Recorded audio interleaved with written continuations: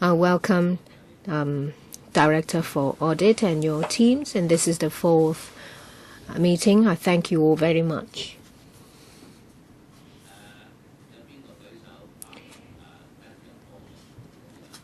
Who would like to speak after Paul? Please put your hands up, 4 of you.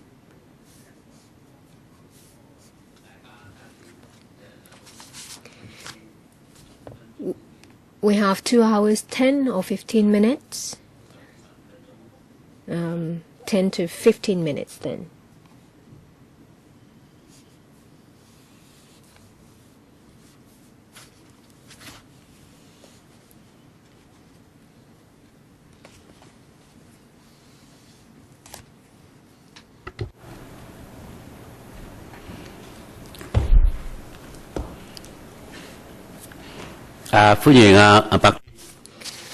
Welcome, Mr. Simon PEH Commissioner, and your teams. I'm not going to introduce your team one by one.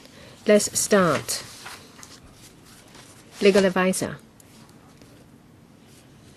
So, what's your legal status? The witnesses attending this meeting are invited by the PAC to give evidence. So in general, they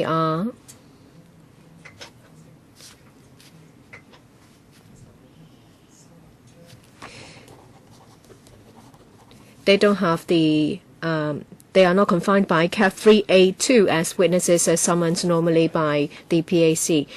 We are meeting for Chapter 7 of the Director of Audit's report number 60 on prevention, education and enlisting public support against corruption. This is the 4th public hearing, and you were in the first meeting, and then we had 3 other meetings attended by Mr. Tong. I'm sure you've watched it. Today we will be asking questions on value for money aspect of report number 60, and you'll find the questions and answers in Gen 1 to 18. And today, just before the meeting, we received Gen 18.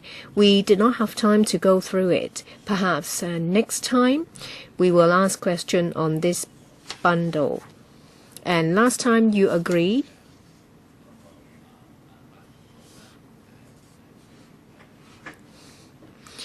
to adopt your speaking notes as part of the evidence.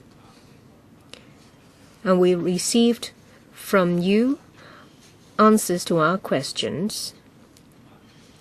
And you also raised the point that certain questions is not related to the PAC meeting, but that is for us to decide. So you are here to answer questions. And in Gen 18, in Annex 13, is in relation to questions asked by us on the meals treated by Mr. Tong. How many times? And you did not answer us. You said that it's nothing to do with the audit report. And you said that this may have an impact on the investigation. But you cannot refuse to answer us. So you can only say to us that this information is not open to the public. We're talking about value for money, and why we don't think that there will be a direct bearing on your investigation. And if you have a different opinion, you will have to elaborate on that. This is a public hearing, so we have to explain to the public why we're following up on this matter. Thank you. We may start, but I know that you would like to say a few words. And I'll give you time to do that. It is not a PowerPoint, but please refer to a paper table. But when it comes to papers, I would like to say something. About the overseas visits pre-approved by CE, I asked for such information, but I have not given any answers. Is it the case that they think it's inappropriate, or is it because it has to be kept confidential? Sorry, Paul, I was going to ask that. 34, Mr. Tong, the former commissioner, made overseas visit on 34 occasions. In Annex 4, 34 requests. We asked and asked, you did not give us the information. We asked you to consider giving us the answers, and if you refuse, give us a reason. We're actually asking for information from the Chief Executive's office. So it's not the case that you refuse. We're making inquiries from the CE's office, and we're awaiting answers. If the CE's office answer is that they are not going to answer, we will chase them. We don't want further delay, because this will affect the progress of our hearing. Paul? Mr. Pei, you would like to say a few words? And you will also adopt this as part of your evidence. Yes. I would like to first of all say that the ICAC has already said that since the investigation on Mr. Timothy Tong has started, and the investigation is to be led by me, and in order to ensure that the investigation is fair and impartial, so it's inappropriate for me to touch on information on certain issues. But where it doesn't have an impact on the criminal investigation, I and my team are most happy to answer questions.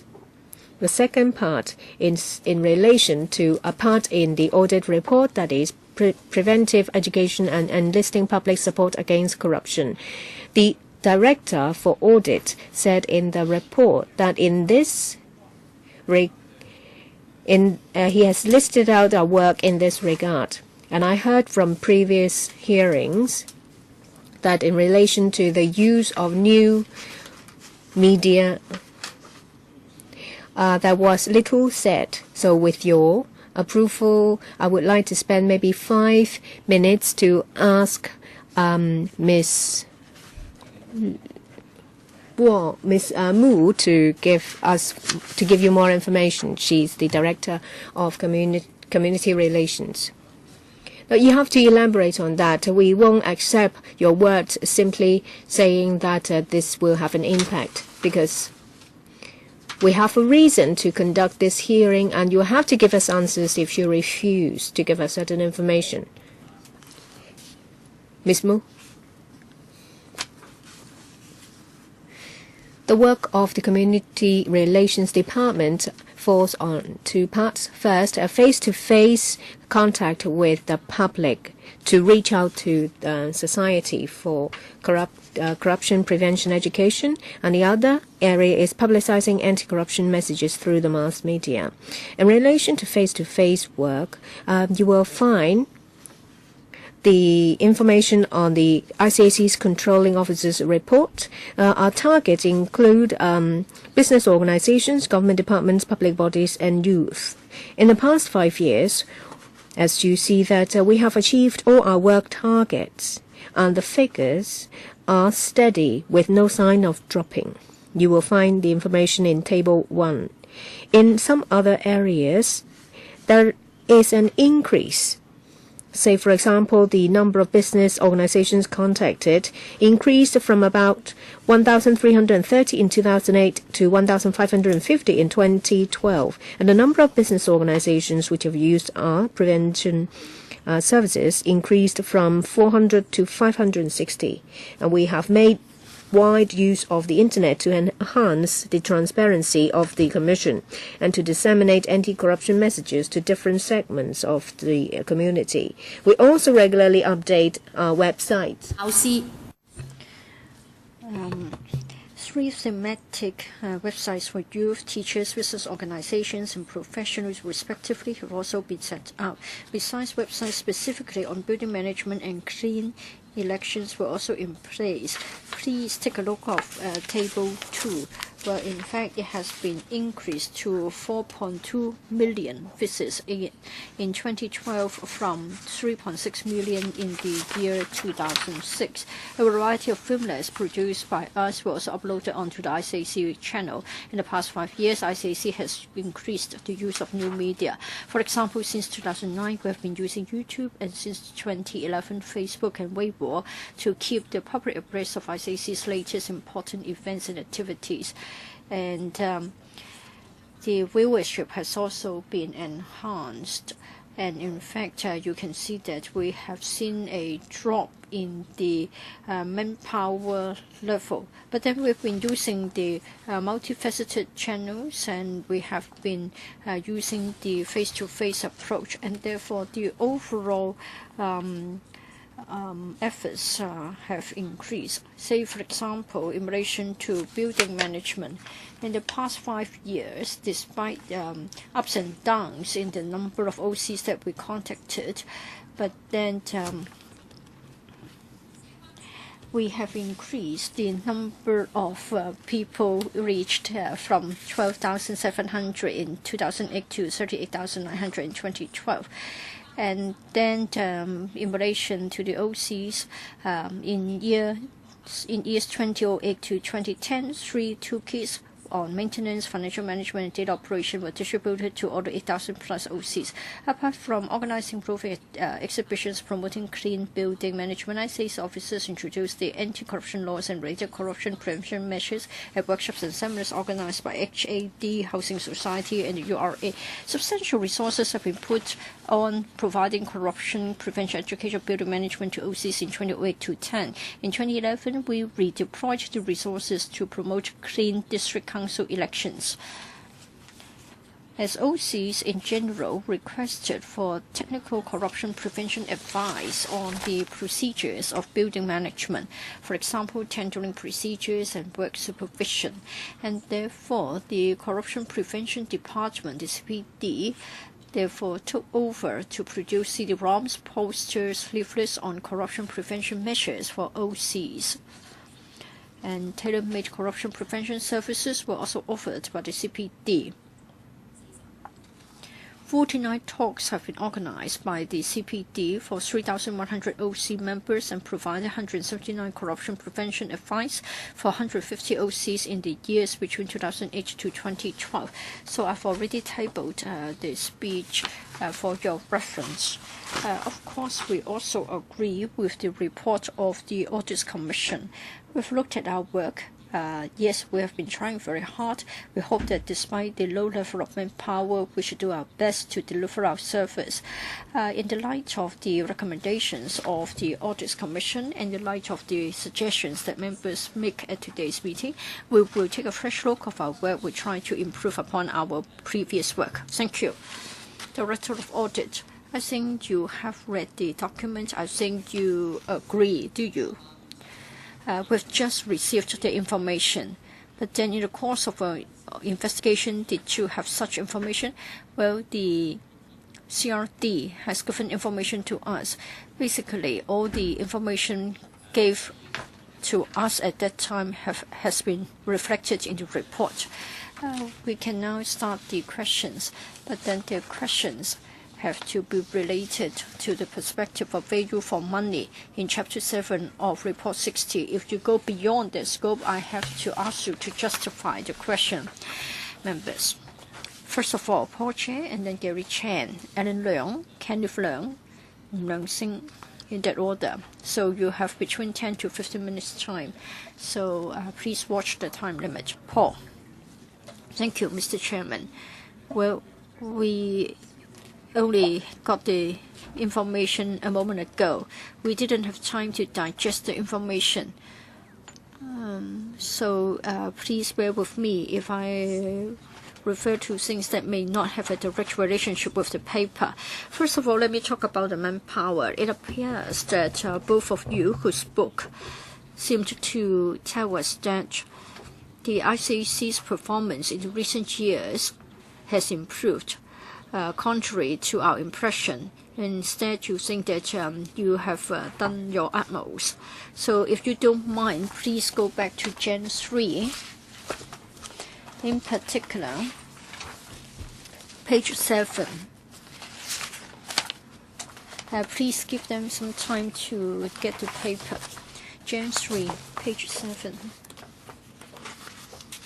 The handwritten page reference. Which page, please, Paul? Page 7.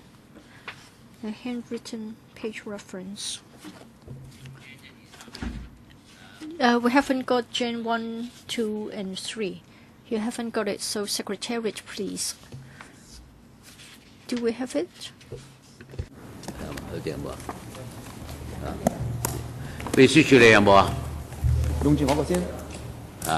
You can have mine.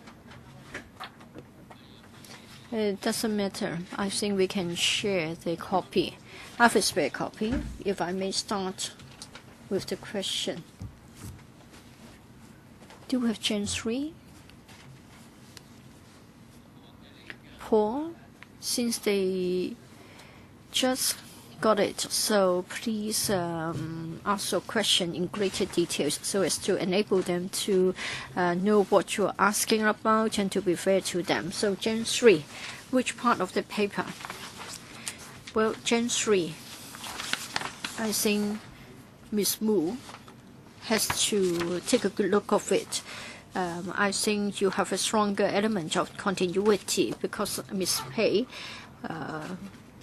was new to the office, and I think Ms. Wu has been in charge of that department for quite a long period of time. Gen 3, the content is quite similar to your speech today.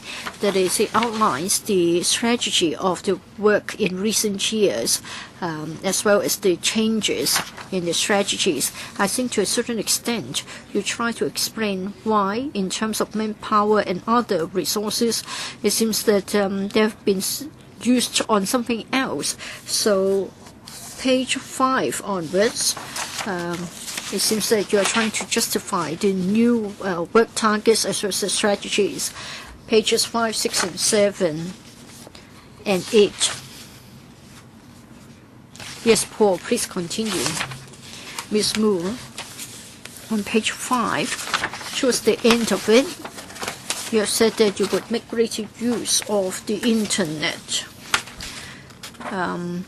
greater use of the web media. Page 6 in the English version. Turning over the page of the Chinese version, you have also said that stepping up production of tailor-made products. This is related to what you just said. Further down, the topic is business sector and youth as priority targets. And then page 7. 2 other topics, using new indirect training approach. Further down, stepping up regional, international, and mainland liaison. Do you see that? All right. First of all, I try to understand this point. Page 7. For the first in-text paragraph, it says, in 2010 and 2011, 18 officers have been deployed to the headquarters. Have you identified that paragraph? I want to know the specific reason to redeploy the 18 officers from regional offices to the headquarters, Ms. Wu. Well, as I have said, the main reason was that in the year 2009, there was a strategic review. That's for the CRD itself. So other than directorate staff, our chief prevention officers, as well as the principal officers also took part. In other words, the entire management took part in that review exercise. Well, in fact, we do this once every 5 years. The purpose was to examine the upcoming changes in the society, and also as a result of manpower constraints, we're trying to see whether we need to have some redeployment so as to do our work better. So in terms of efficiency and in terms of value adding, that's our purpose. After the review, it was found that, yes, regional work would be important at the local level. But then in the past, we used to pay visits to district council members, school heads, individuals of district organizations. We believed that face-to-face contacts might not be an efficient use of manpower. At the same time, in the past, we attended all the regular meetings of the area committees. We found that not every time they had a meeting would have an agenda item that would be related to us. So we wondered whether we should attend each and every meeting. And then there was also a change in the mode. In the past, we used to jointly organize and function with the DFCC, District FICOM Committee, and then another one with the District Council. We tried to see if we could have better synergy. In the light of the changes, we thought we could make better use of our manpower and how. And as I have said, we would like to be more professional. And therefore, the 18 officers were redeployed. And where to? First, on youth work. We hope that at universities we can start our work. And second, we've also deployed officers to the business sector. This is because our service for the business sector, as you know, that in the past we used to explain the laws to the business sector. But in fact, there was a lot more concerning CPD, and corporate governance would be emphasized. And therefore, in order to enhance our training in this regard, we are deploying more manpower to the business sector. Moreover, as a result of developments of the new media, we need to deploy officers in such a way that we get professionals. In the past, maybe general staff would be manning the post, but then as a result of the rapid developments in the web pages, we need specialists to take care and manage of our websites, and we have to make greater use of new media. Please pause for the moment. So please talk to me. Don't have a direct dialogue between the two of them. If you want her to pause, please ask me to tell her to do so. I know the broad direction of what she is saying. I think it's better for me to have questions and answers. You talked about the IT. In terms of recruitment and arrangements, did you make a deliberate effort to have the IT work taken up by the CRD? Did you get specialists into your establishment so as to do the work? Well, we recruited 3 specialists. One was at the level of chief officer. And then we have another 2 at grade A and then grade B and then another grade C, so as to help us to deal with such work. Well, as to another change in the direction, just now I have read out the topic. You said that you would like to step up the regional, international, and mainland liaison. And as a result, you need to make major changes in terms of the manpower. Ms. Mu, you do need to rush. We have plenty of time. This is one part. You see that for our mainland liaison group, there are 5 actually. There are 2 out of 5. They are clerical staff members. 3 of them are they have special duties, and from 5 we increase it to 8.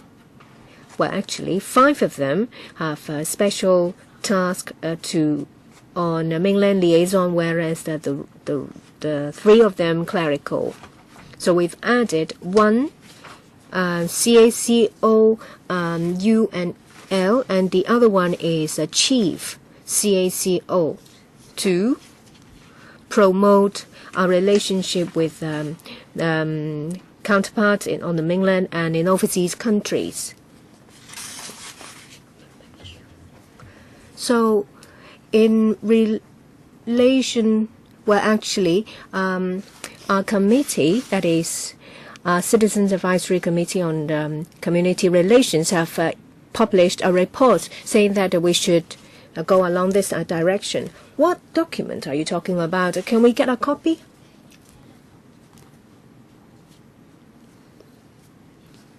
If it's not confidential, yes, it will be made available to you. Paul. Of all these changes, including those you've mentioned about, and a strengthened relationship with international and mainland counterparts, so is it a bottom-up proposal made by you, or did the commissioner take the initiative because he's just taken office? So who initiated this change? Well, it is something that is done in accordance with changes of the times. In 2006, we started. Well, since our country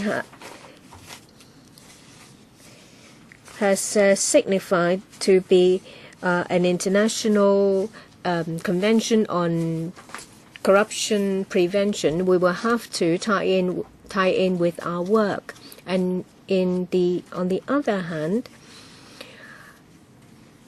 because of the international convention, there are some work being taken up by the ministry.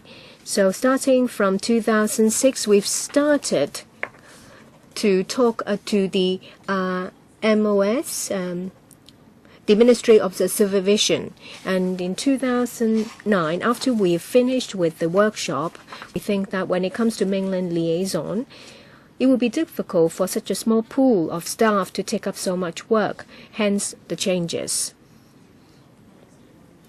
In relation to the deployment of the CRD, I want to ask, was there a policy of recruitment of one commission? Yes. So in relation to this commission, recruitment was different from before was that the departments previously would make their own recruitments and training. And under one commission, it will be centralized recruitment and deployment. Is that right? Yes. So under this one commission policy, when did it start? If I remember right, it's sometime in 2007 and 2008. So did you initiate it? Someone else or the then commissioner, Ms. Mu? Not me. It was the then commissioner and directorate staff. They had a strategic meeting, and afterwards it's decided that this should be the future direction. So this one commission policy, well, since Mr. Pei, the current commissioner, took office, is dispensed with. Who would you like to answer? Ms. Pei, Mr. Pei or Ms. Mu? Mr. Pei. Yes. The policy was put in place in 2007 and 2008, and when I assumed office, I conducted a review.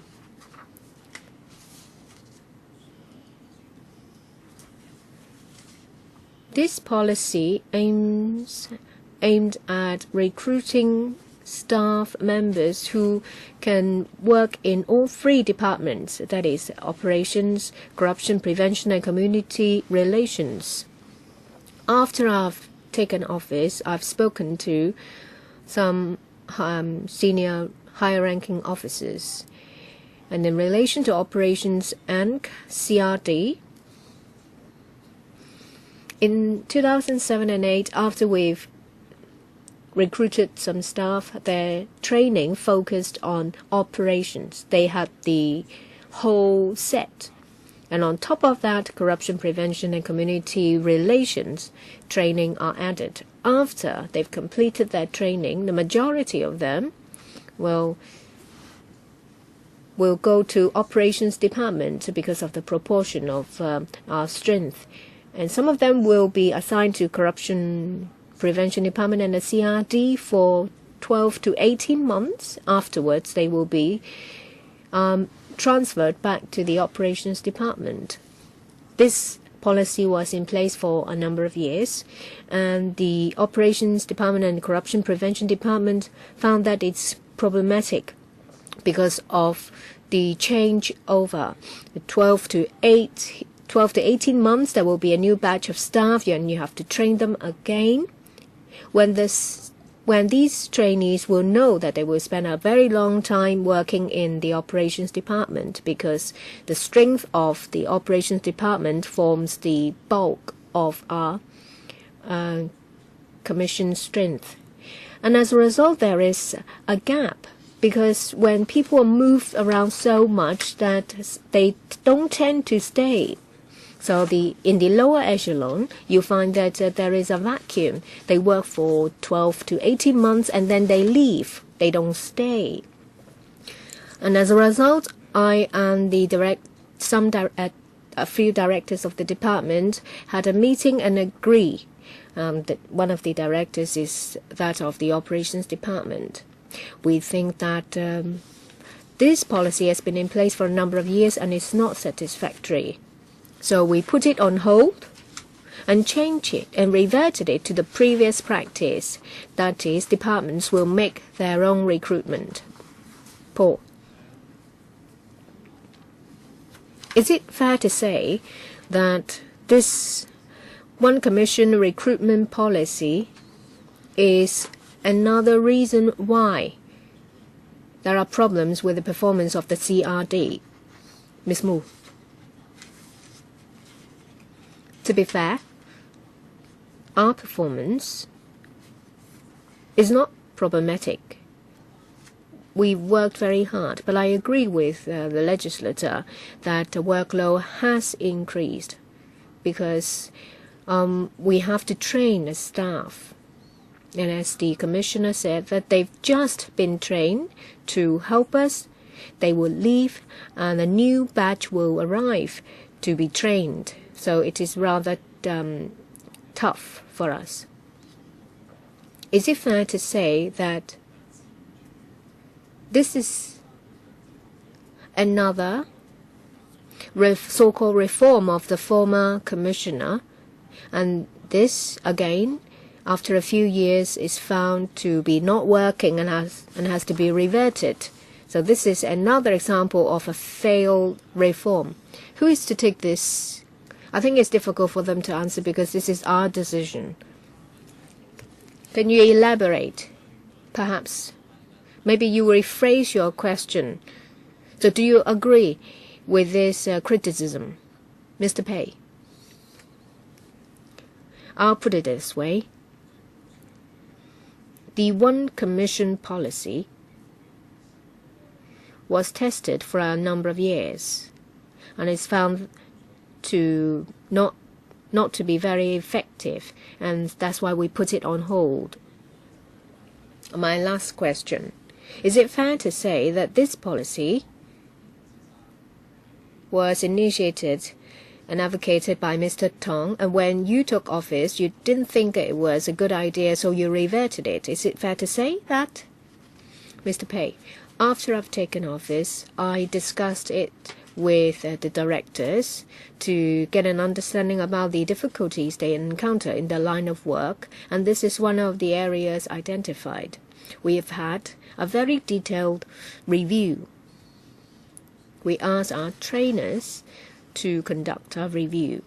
The director for operations agreed to make such adjustment.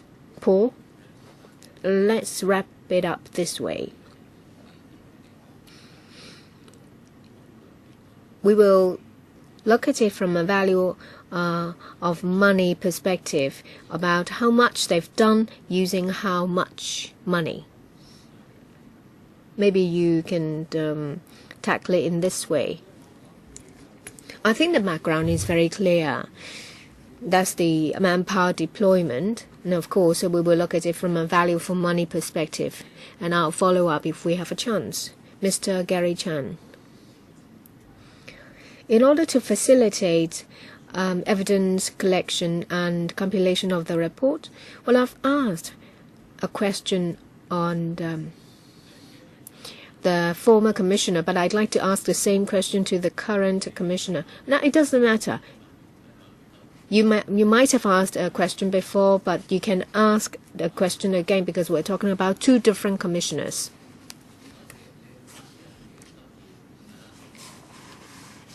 So maybe you can refer us to the document. Gen 18, handwritten 3. We've just received it today. You read it? I was actually asking about the use of wine and liquor, and also about the entertainment. You may remember that last time I asked the former commissioner, he said that during his time he's bought over 1,000 bottles of liquor, and he might have cultivated a culture on eating and drinking. And I see that when Mr. Pei has taken office, a number of bottles of wine were purchased. So I'd like to get a confirmation from Mr. Pei. In relation to the wine and liquor stored, is it as described by Gen 18.3 that the Operations Department and the Corruption Prevention Department have never purchased alcoholic beverages on their own, and they get the supply from kind of like a central arrangement? Perhaps Ms. AU-YEUNG. Let me explain that in Gen 18, page 3, well, apart from the Administration and Community Relations Department, which have got a store of alcoholic drinks, the other two departments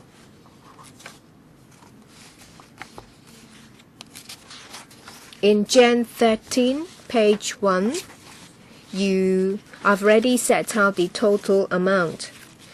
Neither of the departments have stored any alcoholic drinks. So is it the case that the two departments did not purchase any liquor? Because this document is just about the administration and the CRD. The Operations Department has purchased liquor, but very often the liquor was used during a meal, and as far as I understanding, we're talking about a store of liquor. And very often they made the purchase and is consumed, and that's why there is on the list that there is no stock. If I understand it correctly, it's not just the CRD or the administration branch that have consumed liquor.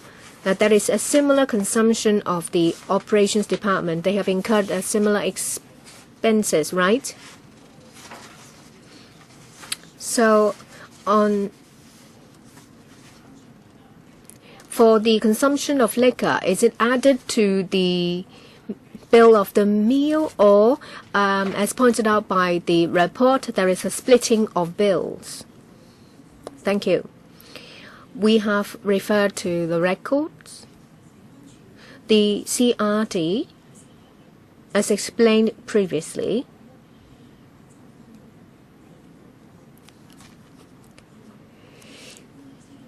they would buy in bulk because it will be cheaper, and they would only buy when there is an imminent meal in which the liquor can be used. And we know that all these purchases have been approved by the former commissioner. And our role is that if someone ask for a reimbursement, well, the staff member will be a clerical staff. The staff member will check whether the bill is certified to be correct and whether it has been pre-approved by a controlling officer. and whether on the bill there are any calculation errors. These are the areas that the clerical staff will check, and then payment will be made. So please answer Mr. Chen's question. We'd like to know whether the two separate bills, one for the purchase of wine, another for the mill, so that the bill for the mill would not include that for the wine. So I think that's the question asked. Mr. Chairman, as I have explained in the outset, for the operations department, at that time, it didn't actually have the arrangement of buying liquor. So when they had dinners, they would have it in the bill. No splitting of bill. It included the liquor. This is because they had the food, they had the drinks at the same venue. Mrs. AU-YEUNG, I would like to know whether they had a stock and whether they now have a stock of wine, so that every time they purchase the wine on the spot.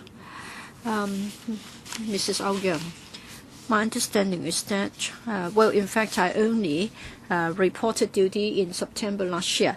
I know that a long time ago, but we still have to check the record as to when it was all started. My colleagues understood that there were 4 bottles of wine kept at the administration branch. In other words, the handwritten page 3 would not be correct. The answer given on page 3 of the Chinese version would not be correct. Maybe you can refer us to the right information. Is it that the information given to the page is incomplete? Mrs. AU-YEUNG. For the members' question, well, in fact, we answered the question as asked. You earlier on asked that you asked about the purchase and consumption of liquor by the administration branch. At that time, in relation to all wine-related information and all the invoices have been referred to the administration branch for processing. Therefore, for Jan 18, page 4 of the English version, you asked about the purchase of wine.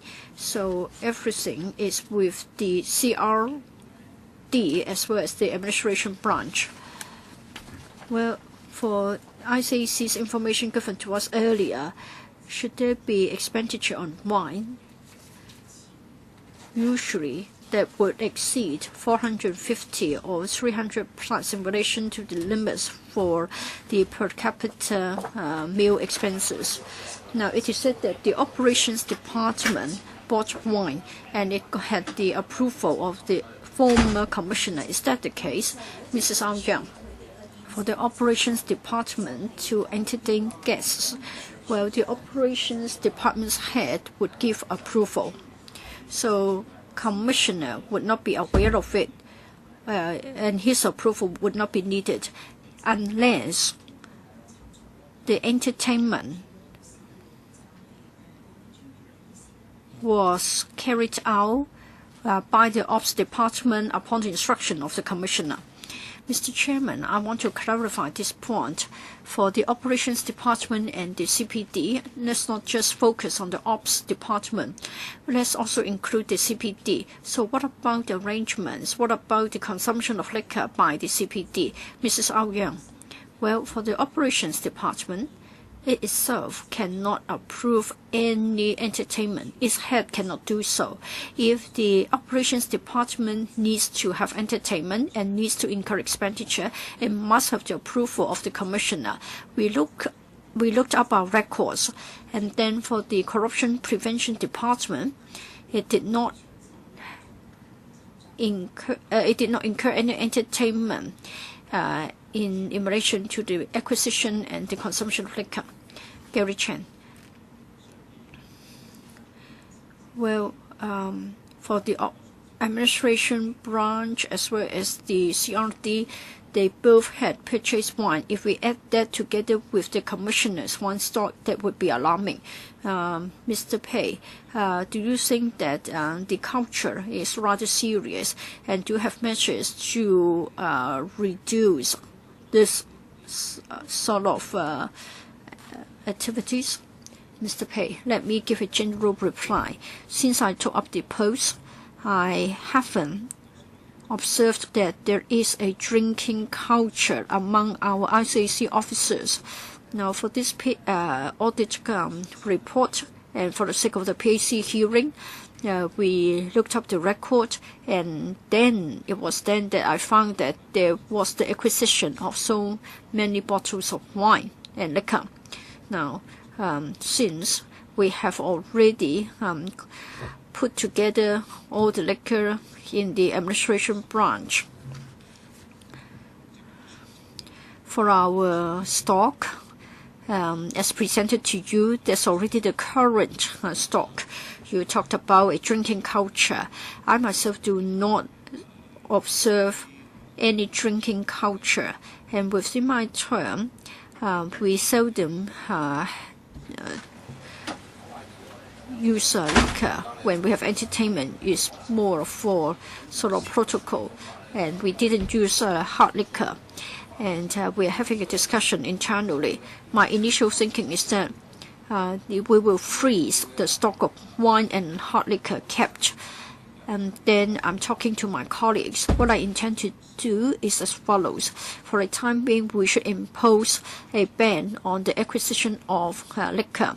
If anybody would need any wine, then that should be taken from the stock, and it requires my personal approval, including the amount of wine to be, or hard liquor to be taken out. What we intend to do is that we wait for the completion of the hearing, and then the stock will be given to the government supplies for auctioning, or the government logistics department for auctioning. Mr. Gary Chen, I asked the same question when Mr. Tong was here. He has said that he had to take into account the status of the guests, and then would decide on whether to serve wine or hard liquor.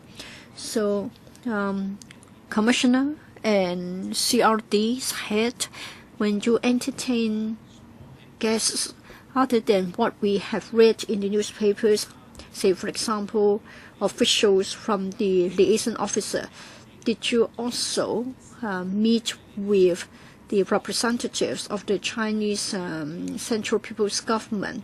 Did you meet with them? Did you go on your own, or did you go together with a number of senior officials of the CRD, and did it happen often?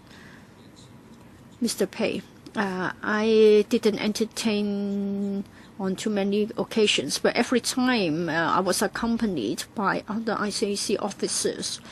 I think the Commissioner hasn't answered as to whether he's met with liaison office officials, or whether he has entertained the liaison office officers. I don't think this is being covered by the report. I just want to ask the Commissioner to tell us what has been done since he has taken up office. But what is the relevance to the report? Is this in the report? I mean, whenever he entertains anybody, it must be funded by the public money. Mr. Pei, I've already told the media, that is, I have not entertained anybody from the liaison office since I took up office. What about consulate staff in Hong Kong?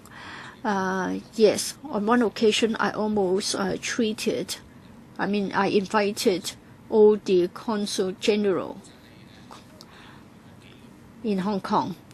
What about the other departments of the ICAC? Did they separately meet with the officials from the liaison office or other consulate staff? You mean meeting or entertaining them? I think I have to go back and check. I can only tell from my own records. As to the other departments, I am afraid I have to look up the information before I can answer. What about the CRD within your term? What is your understanding? I want to know whether the other two departments had in private entertained or contacted the liaison office or other consulates. Let me answer about the case of the CRD. Please speak closer to the mic. Well, the CRD, as a result of our work, we need to meet with, say, the liaison office or the American Chamber of Commerce, and head of the CRD and my colleagues would attend such functions, not with the commissioner, but that's at the working level, not for specific personnel. For the American Chamber of Commerce, this is because we have a particular committee, and a member of the American Chamber of Commerce is also a member of this Hong Kong Ethics Development Center. We also meet with the British Chamber of Commerce, and they are more related to the British Consulate, and so we have met with them. And for the liaison office, they have the economic division.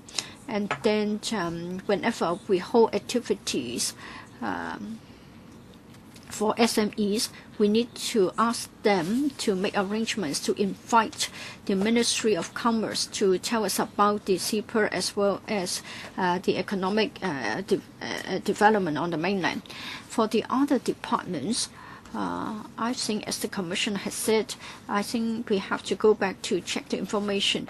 Individual departments have their own way of doing things. So please ask the Commission to provide the information. Gary Chen, do you have other questions? No. Mrs. AU-YEUNG, I think you referred to 4 bottles of wine. I think this is missing from an earlier reference, so please explain this. I think you talked about 4 bottles. I think it is different from what is stated in the paper. Since you have brought this up, please explain.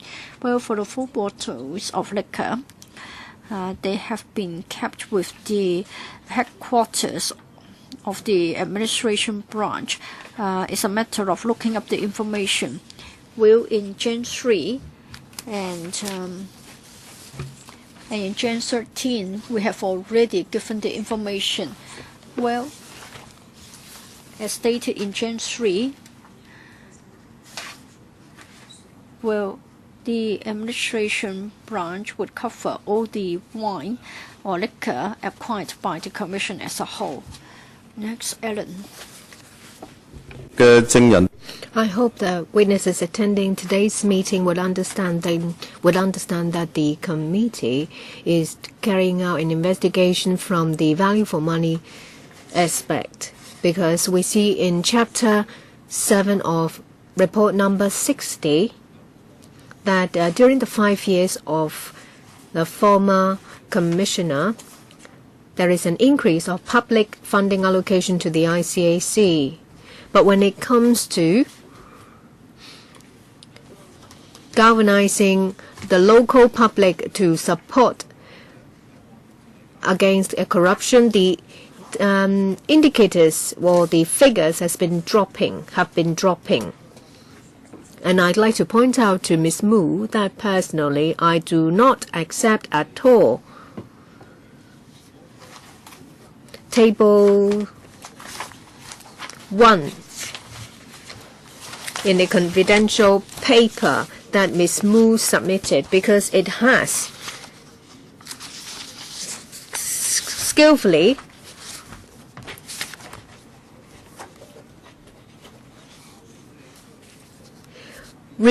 juggled the information in tables 5, 6, 7, and 8, saying that in 2008 to 2012 is an increase instead of a drop. If that is the picture you've painted, then in reply to the Director of Audit, this should be the answer. But if you refer to the report, starting from page 34 to 35 in the Chinese version, you see the reply from the CRD to the Director. On page 35D, you say that since there is limited resources to complete all these activities, it is inevitable that there is a drop of number of activities. And then you move on to paragraph 3.7. That is, if as stated in the ICAC website, face-to-face contact with different segments of the community and the general public is one of the most effective ways to get the anti-corruption messages across. So, you're saying today is different from the information in the report and also your explanation to the director for audit. And I do think that this is still a matter of concern because I don't think you have answered the question. Well, given this background, I have some questions. Well, obviously, after the incumbent commissioner has taken office, he has taken some action, quite a swift action to right the wrong. And we all understand that what we're concerned with is not just about looking forward. In relation to something that has already happened over a specific period of time, we can draw a conclusion. I see that after Mr. Pei has taken office, in May he promulgated a guideline about different arrangements of wine and liquor procurement, and even said that they will ask the government logistics department to auction them. And when it comes to billing, when bills can be split and when not, and how to deal with food and gifts, there are also guidelines. The questions I ask will not cause any uncomfortable feelings on the part of Mr. Pei because he was not the controlling officer and he wasn't the commissioner, but you are the commissioner today. You have to answer our questions. First, from Mr. Tong, the former commissioner, we learned that every year about 800 to 900 million dollars of public fund allocated to the ICAC. Well, with the directors of the OPS, the CCPD, and some other high-ranking officials, that they could make decisions as to how to use the money. I think there is no rule to abide by whatsoever. And he set up a study center, and from 2008 to 2011, and it was built under the administration branch and then the CPD. And in September 2012, it's changed again back to the administration branch. I think it's because it's after Mr. Pei has taken office. And Mr. Pei, when you answer Lecho's questions as to whether during the time of Mr. Tong, how much money is spent on gifts, you said $220,000, excluding $50,000 on cookies. And on the 27th of May, you said in a panel meeting that is actually $724,000. And Ms. Mu and Mrs. AU-YEUNG were said to not have participated when the decision was made whether to include the cookies or not. And then later on the 27th, you said that they took part in a decision to decide whether they should be included. So what we saw is that in a Beijing visit by Mr. Tong, he always went one more place. And for Ms. Mu, out of the 33 visits, she attended 23 times. And I saw that there was no rule whatsoever. That's my perception. So I'd like to give a chance to Mr. Pei or Ms. Mu or Mrs. AU-YEUNG or Mrs. Wong. In relation to the 3 points I've raised, that is the research center, the moving about, the Center of Anti-Corruption Studies, and the juggling of money and cookies, counted and not counted, and also visits done by the former commissioner and accompanied by the director of CRD. As far as I understand, the director for CRD should engage in community relations in Hong Kong. Why is she accompanying the former commissioner in overseas visits? And you said that, well, that's the past. It won't happen again. That is still one answer. I would like to hear some answers. Before you get an answer, I'd like to ask Ms. Mu to explain the document she gave us and the information in Chapter 7 of Report 60.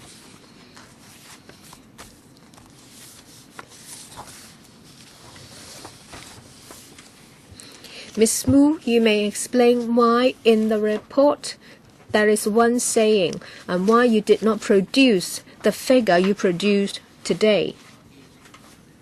There are a number of fundamental questions. First, Ms. Mu. In Table 1, that is the figures in the ICAC's Controlling Officer's report, they are copied from reports of the past 5 years. You find the information in the past reports.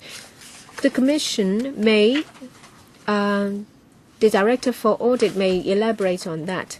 They pointed certain things out. Say, for example, we've done certain things, reach out to civil service, and they saw that we reach out to the business sector, but they made some comments. So apart from the figures in the Controlling Officer's report, they also saw that there is a drop in the number of OCs when it comes to building management, and they wonder whether we could do more. In our discussion with the Audit Commission, it's not the case that we disagree with their report. We agree and accept their report. It's just that I would like to draw your attention to the fact that in other areas we have done our work. That is, in relation to face-to-face, it's not just limited to district and bill and OCs. We've reached out to the business sector, to business organizations and public organizations. And last time a question was asked why the hit rate was not included. And it was also mentioned that face-to-face contact was important. The CRD, apart from face-to-face contact, also used different medias to reach out to the public, and that is something that we thought to be very important starting from 1974. Ms. Mu, when we were talking about the report, why did you not, when the report was compiled, provide such figures? If there hadn't been a public hearing, this information will not have been made public. You have to be fair to the Audit Commission. They gave you the report for confirmation, and you agreed, as stated in the report, that with the information. That is important because, well, the ICAC has a very is on a pedestal in the minds of the public, but they have a lot of questions as well. So you have to explain to us that how come in the report you agree with the content, but you did not provide the additional information. If you had, then we wouldn't have spent so much time to find the information. And it's not fair to Hong Kong people, neither is it fair to the LIAW, because we used this report like a Bible. Mr. Leung, the answer of Ms. Mu is that she is not prepared to retract the record on pages 34 and 35 in the Chinese version. Is that right? We've actually explained to the Audit Commission, and we agree with the points pointed out by the Audit Commission that there is a drop in number of OCs. But the audit report clearly pointed out that we have reached out to more people. I think we're talking about different things here. Okay, Page 32, Table 5. About visits. The individuals, organizations reached out. 2008, 529, and 2012, 389. Is this figure right or wrong? The figures themselves are correct, but as we've explained, our approach is different. As I've said, that we have reduced visits to individuals in districts, and we have also reduced attending the number of ceremonies and meetings in the district, and as a result there is a drop in figure. We've explained the reason why. Let's not waste time on this. Director for Audit, you can compare the information to see if there are any problems. And if there are, you can please help us after the meeting. Mr. Pei, can you answer member's question? Can you remember the question?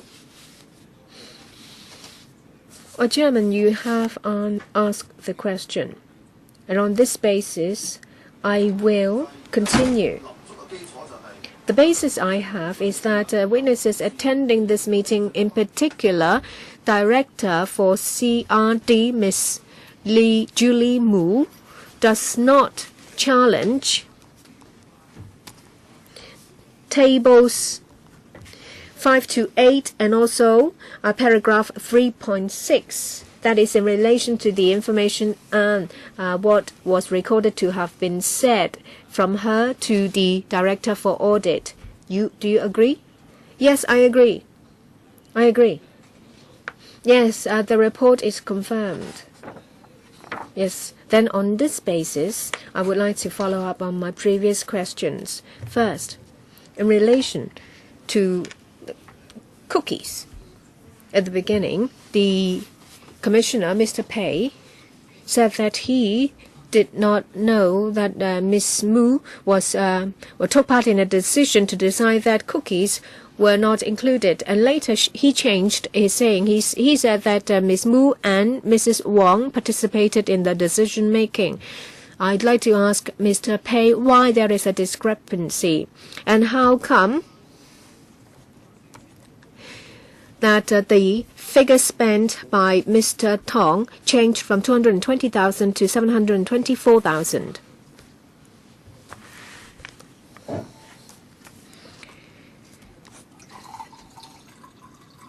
In the special FC meeting, a question was asked. We supplied an answer.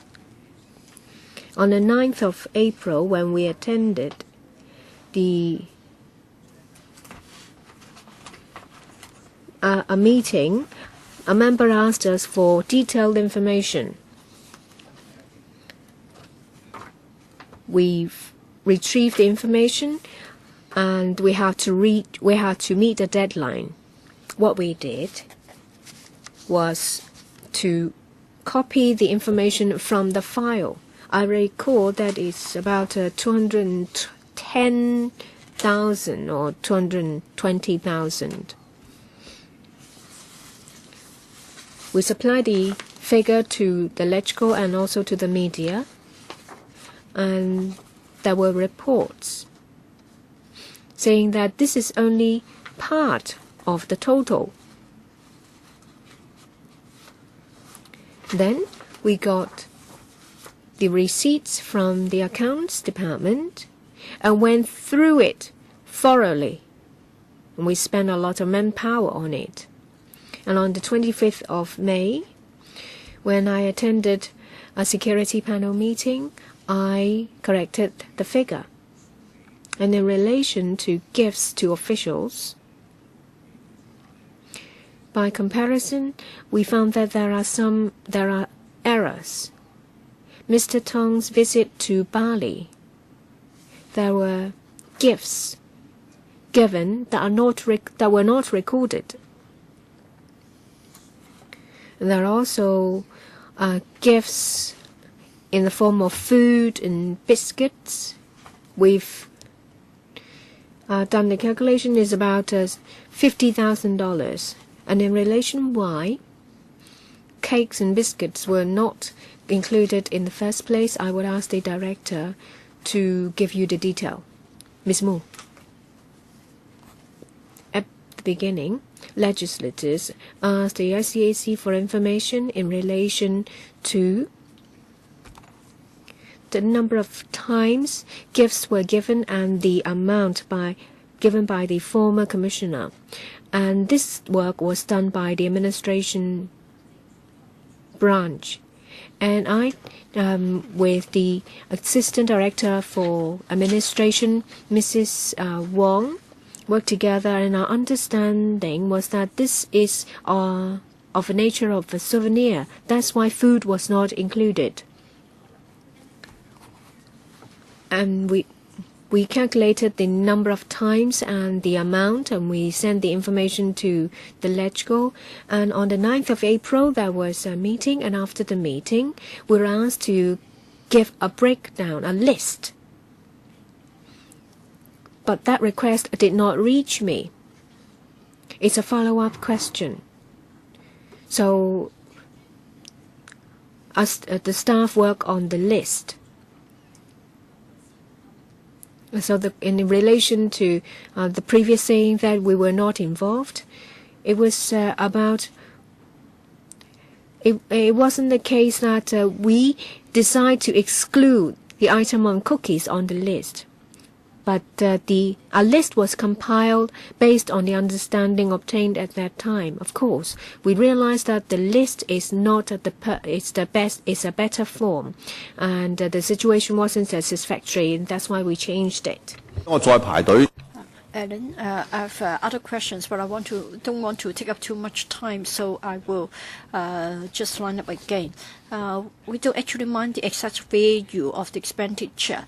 We want to look at it from the angle of value for money, but then we need to be clear about the way that the amounts have been charged. You need to be clear with the amounts reported, otherwise it will create difficulties for us. Now, in relation to the relationship with the mainland, and then for the Center of Anti-Corruption Studies, I did ask Mr. Pei. I think he was hoping something like making big moves and then rectifying the wrongs. I think it's good. The ICAC's impression in the mind of the public is important. Just now I asked a general question. I don't know if Mr. Pei would like to answer this question. Well, I cited 3 examples. I didn't have time to ask detailed questions about the other 2. It appears to me that the $800 to $900 million given to the ICAC. It appears to me that the ex-commissioner, Mr. Tong, and then the head of the CRD, head of the CPD, and then a senior advisor would then, or a staff officer could make all the decisions. So, Mr. Pei, are you able to look ahead and then assure us that it will be value for money, public money will be properly spent, and then you can deliver your service? I wonder if Mr. Pei would like to answer this question. Well, why don't you wait until your second round questions and then ask Mr. Pei to answer the question. Kenneth Leung, I want to know when Ms. Mu started to take up the post of the Director of Community Relations. October 2008. Kenneth. Just now, when she answered Mr. Poche's question, it is said that in year 2010, for planning's purpose, for strategy's purpose, 18 officers were deployed to the headquarters out of the 12 and 12 CACOs, together with 8 assistant ACOs. and then they have to make greater use of the new media and make greater use of the internet. So can I ask Ms. Mu to confirm whether this is correct? I was talking about 18 officers from the headquarters, and they didn't just work on the internet. In fact, they were deployed to youth work as well as the business sector. Yes, Mr. Chairman, I want to clarify this point. From the CRD to the headquarters to the administration, still within the CRD. This is because for the CRD we have got 7 regional officers, and then they were deployed from the regional offices to the headquarters of the CRD. Ms. Mu, well, in this case, please take a look of Gen 3, page 9 of the Chinese version.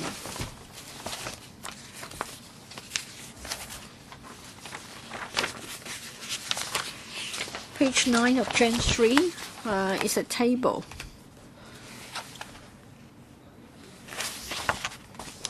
Mr. Leung did not actually ask this question, but for the opening remarks that you gave today, I think if we turn to page 4 of the Chinese version, have also got similar information. Page 4, Chinese version of today's speech, she has got a table 1. Also, page 4 of the English version. Table 1 figures on CRD's work in controlling officers' report of ICC. Well, just now Mr. Leung was right to say that for the figures, for table 1 on page 4, I have to emphasize that this is a truncated set of figures. It's between 08 and 2012. But then for page 9 of Gen 3, it covers 2003 to 2012. Therefore, if we want to make any comparisons, we need to look at the era of Mr. Tong as well as that of his predecessor. Therefore, page 9 of Gen 3, I think that's a more comprehensive table for the sake of comparison. Ms. Mu, would you agree with me? Ms. Mu? I agree, but at the same time, I hope that members will be more focused in relation to the establishment and strength of the CRD. Please look at the strength of our department. Where can we find it? Please identify that page if you invite us to look at that. Gen 18.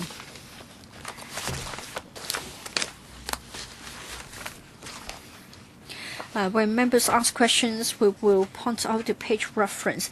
We'll be happy to be guided by you as to which page to go to, but you need to give us the page reference. Ms. Mu, please answer the question first, and then others can take up the page for you. Mr. Chairman, I think while she's giving the explanation, maybe others can get the page reference for us. Ms. Mu, would you like to answer this question? What has it to do with the manpower? Well, in 2003, there were 198. In year 2008, there were only 162. It dropped to 162. So it's saying that there was a reduction in manpower, and therefore you should do less. Of course, we performed less because of fewer manpower, and it also meant that we had to change the mode of our work, and we had to move with the times. In the past, it was labor intensive. Nowadays, we have to make greater use of, say for example, train the trainers so that others can send out the message on our behalf. This is stated in a paper. Or we can make greater use of the media to send out the messages instead of making it labor intensive. So can you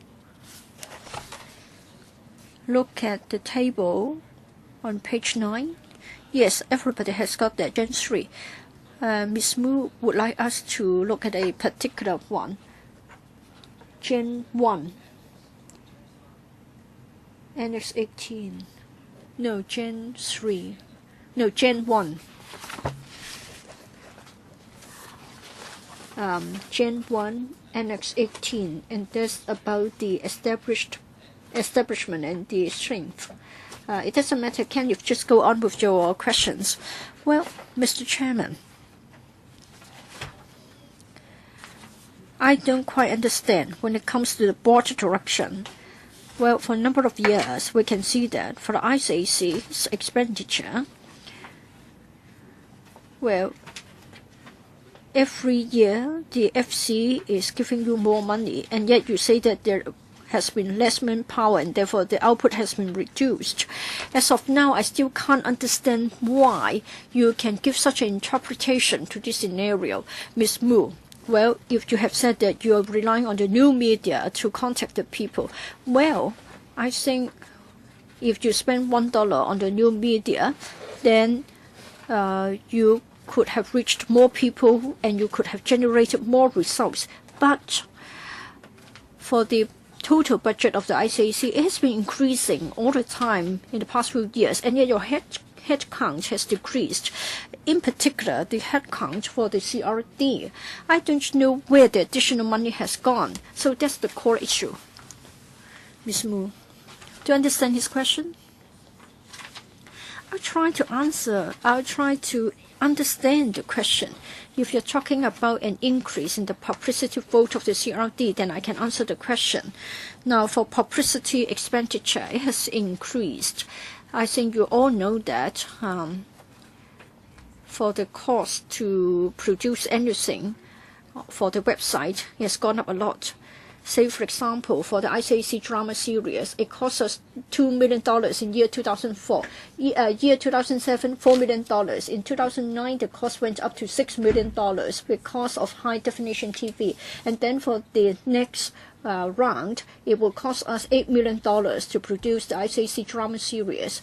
And we're using the Internet. We need more resources. Well, Mr. Chairman, I don't want to hear so much about the cost of production in the new media. Why don't we use another paper, Gen 3, page 19 and page 20. Pages 19 and 20. The major heads of the ICAC's expenditure and the relevant amounts from 2003 to 4 to 2012 to 13. Ms. Mu, have you got it? Annex 10, page 19, handwritten.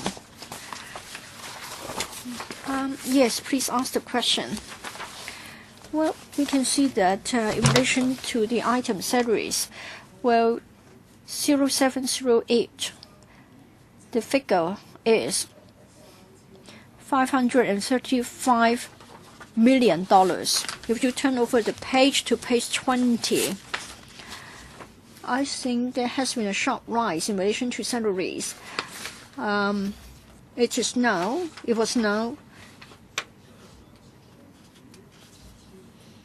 $575 million, and then $593 million, and then in 2012 to 13, $677 million. Now you talked about headcount reduction. Well, for some departments, they want to increase their headcount, and so that was done at your expense, so that you have been prevented from delivering your service as far as community relations is concerned. Is that the case? Yes. So objectively speaking, the expenditure on salaries starting from 2007 to 2012 to 13 is shot straight up. So it puzzles me why this is the case, because you told me that the headcount in the CRD has dropped. This is the total remuneration of the ICAC, not just that of the CRD. The strength of the commission as a whole has increased, so I'm afraid I can't answer you. Commissioner, do you know what happened? Because I do want to know. Commissioner, perhaps you will deal with it as a commission-wide issue, and then you can elaborate. Mrs. Wong can elaborate on the individual departments. Yes, Ms. Mu was right. In relation to the CRD, I'll ask Ms. AU-YEUNG to give you more information about the expenditure of the CRD. Thank you. I ask members to refer to Gen 3, page 18, 19, etc. On page 18, you will find the figure for the entire commission 2003 to 4 from 700,000 to 2012-13. It's shot up to 800,000. And then on page 18, you will find a breakdown on the individual departments. I'd like to add that the reason why, as a whole in the past decade, the expenditure has increased by over $100,000 because $100 million, because in the past decade we have some posts created. In the past decade, it amounts to 105 posts. 92 of them goes to the operations department for the CRD 5, CPD 6, administration branch 2. So the 105 posts for salaries and allowances, we're talking about $180 million. And I'd like to explain to you that in 2007 and 2008, we were situated in the Merry Road Car Park, Famine House. We moved to the current location in North Point. And since we've moved to the ICAC headquarters in North Point, our recurrent expenditure has increased. Say, for example, electricity bills before we moved, it amounted to about $2.35 million a year. After we've moved, because it's more spacious, accommodating more facilities, over the years, our electricity bill has changed and now it's hotter. On average, we spend $18.5 million on electricity a year. So there is an increase by $16 million. I'd like to focus on remuneration.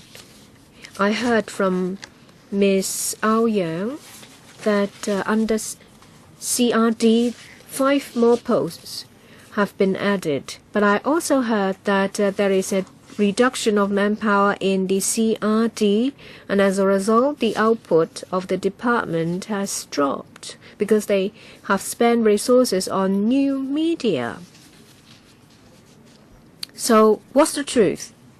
There is an increase of manpower, or a reduction by a significant extent, or there is an internal deployment, more people have been transferred from CRD to administration branch? I don't know which version of the 3 is true, Ms. Mu.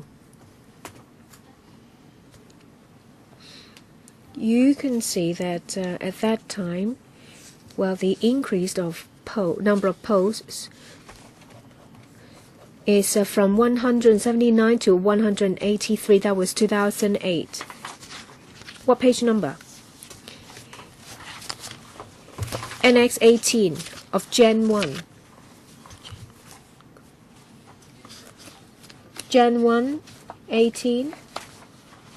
Gen 1, 18. Gen 3, Annex 18. So it's from 179 to 183. That's the 5 additional posts. So it was 164, then 167, and then 159. Just now, members asked about the centralized recruitment. You see that we have wastage, but we could not fill the vacancies, because we have to save the vacancies for people who've been recruited under the centralized recruitment. So it was with 160 in 2010, and it's increased to 181 in 2011 because after the centralized recruitment, some staff members have been sent to us. We're talking about 20 frontline staff members being transferred to us. Kenneth. Well, I don't understand about the mechanics of decentralized recruitment. So for, say, a certain year, who is to foot the bill of the people recruited? Which department? So how are these billed?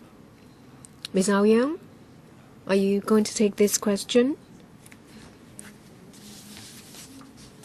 Whatever the mode of recruitment is, the staff member working in a certain department will be paid by that department. So about finances and accounting, I have a question for Ms. AU-YEUNG. How many people are responsible for accounting and finances in the entire commission?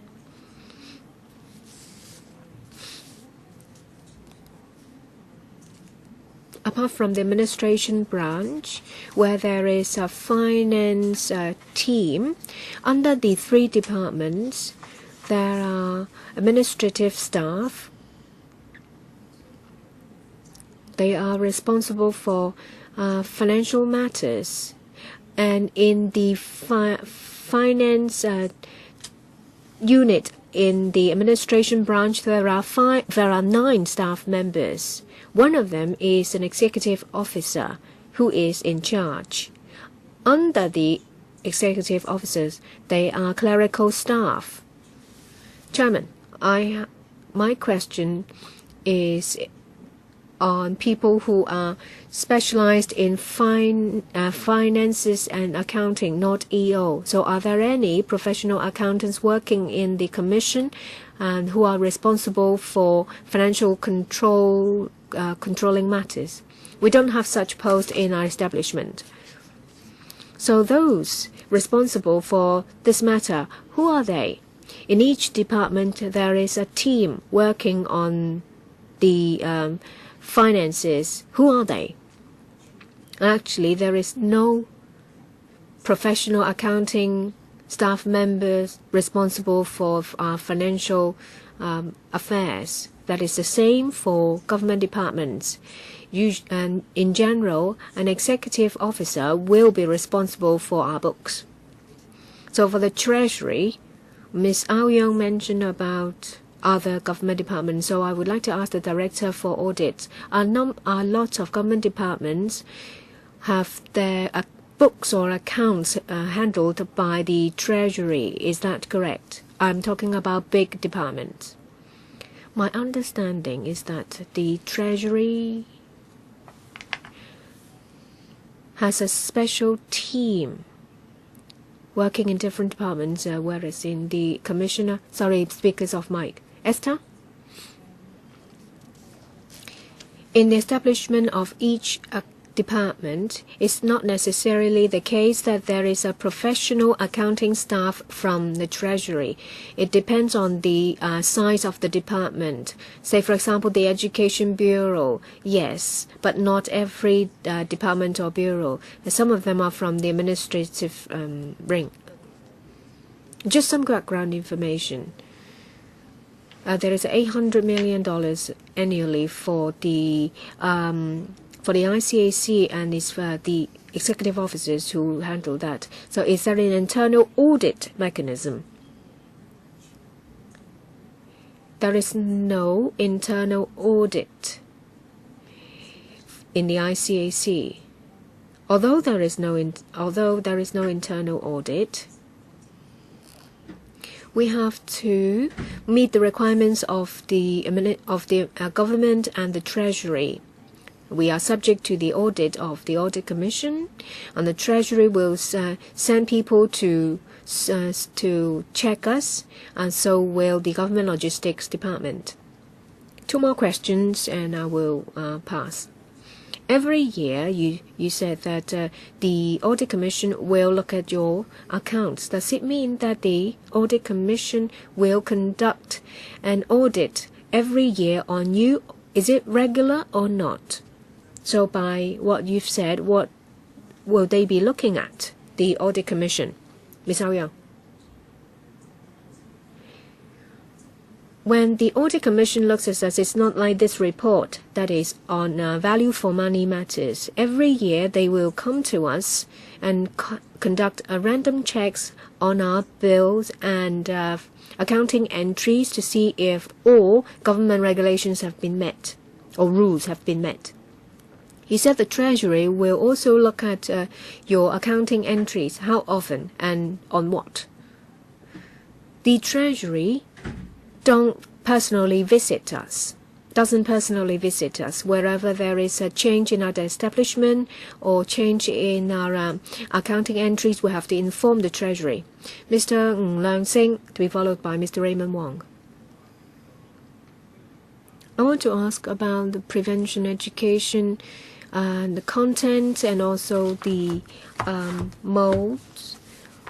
Pages 6 and 7 of the audit report. First, page 7, the format and content of preventive education. One of them is interviews or meetings.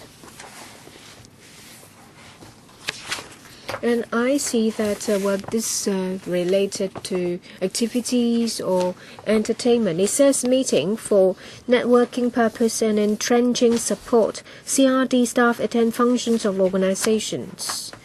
In bracket, for example, inauguration ceremonies of business, professional trade associations and spring receptions. In Chinese, there is the word etc. And I understand that there must be numerous. Some members asked about rules. Apart from chambers of commerce or trade associations or business associations, in terms of government departments including that of the central authority and embassies or consulate, are they subject to the same rules in relation to standing meeting mechanism, communications channels? Well, we have the ICAC, but when it comes to the mainland, there are numerous organizations related to their governance or courts, etc.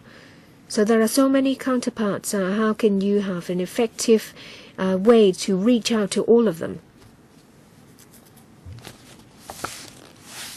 Ms. Mu, when it comes to district bodies and the business sector, we have a close liaison with them, whereas consulates and embassies, when necessary, we will arrange to meet them. Say, for example, later this year, we have a toolkit for SME, and this is a cross-border. So after we have published this guideline, we will liaise with trade associations and embassies and consulates, and through them distribute this guideline to the business organizations stationed in Hong Kong. Mr. Ng, there are questions asked by some newspapers, and the Commissioner mentioned about meeting of the liaison office. Article 20 of the Basic Law says that there are organs authorized by the central authorities to conduct businesses. Since the liaison office represents the central authority, are there rules stating that at appropriate times liaison and contacts should be made? And when they're dealing with certain cases, they have to have certain channels open. Would you maybe meet them? How is it related to the value for money aspect? Well, you have been entertaining guests as to how much expenditures will be incurred and what sort of format.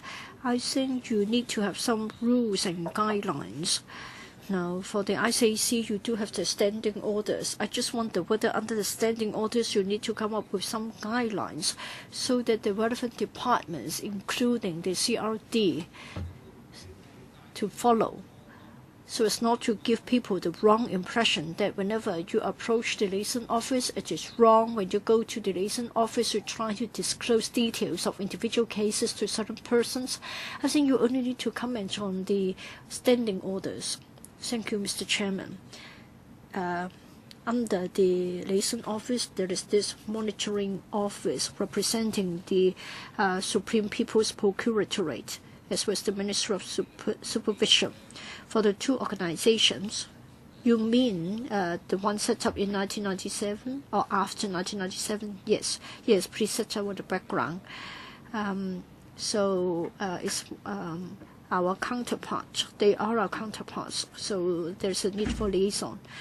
And then at the working level, we do need to liaise with each other. In a moment, Ms. Mu can also elaborate on the working level contacts. As to whether meeting them would necessarily mean entertaining them, I don't think so. Of course, if there is the need we may meet. When we meet, we don't necessarily need to entertain them. As to the Ministry of Commerce or the Economic Division of the Liaison Office, I think there was liaison as well. Ms. Mu can elaborate. Ms. Mu. We have the Hong Kong Mainland Liaison Office of the ICAC. So we, for two reasons, liaise with the monitoring office, because the Ministry of Supervision may send officials to visit the ICAC, and then there are also commercial organizations from the mainland stationed in Hong Kong. They also come under that, and therefore we do have talks for Chinese enterprises. So through the supervision office, we work together. For this Hong Kong mainland office, it's set up under the CRD. I want to know on a yearly basis how many visits did you have? Did you plan ahead as to which organizations to visit, or would it be on an ad hoc basis and upon invitation by the other party? Ms. Mu, it works both ways. First of all, say for example, they may visit the ICAC on a yearly basis.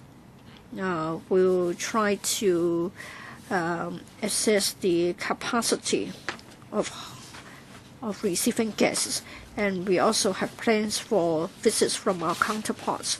At the same time, organizations may wish to come to Hong Kong on an ad hoc basis, and then in the light of the circumstances, we'll check if we have the capacity to receive them. Please take a look of the second paragraph of Jan 18.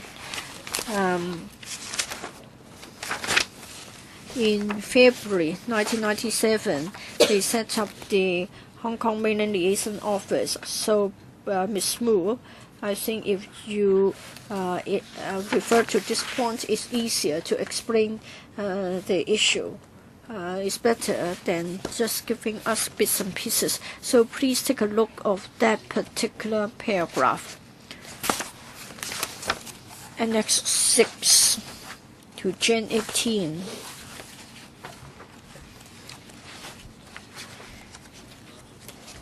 I think that's easier. Yes, Annex 6. Answer to item F.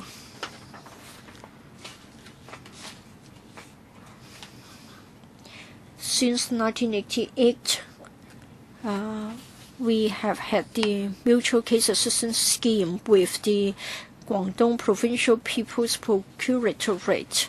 And then in 1997, we set up the Hong Kong Mainland Liaison Office to deal with the non-operational liaison.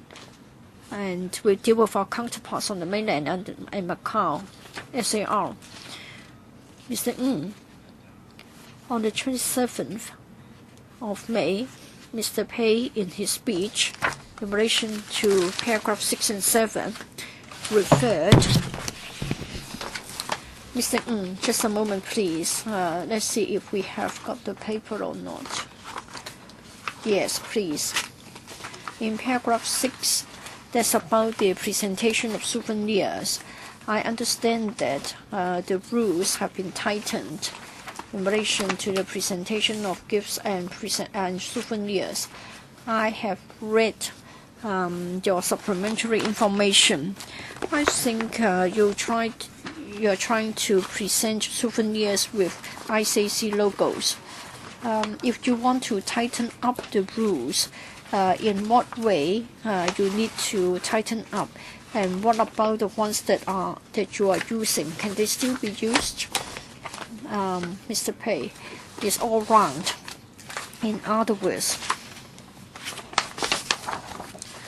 all souvenirs presented by the ICAC using public expenditure will follow the guidelines. Otherwise, it will not be reimbursed, like the model of the ICAC or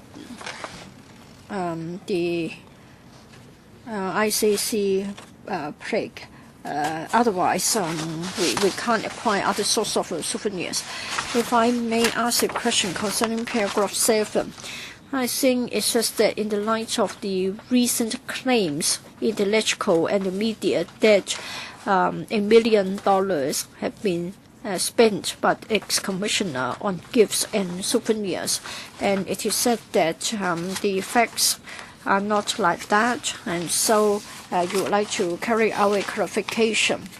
Well, if the reports are not correct, and if you say that they are inaccurate, where is the source of the information? Would it have come from your own department?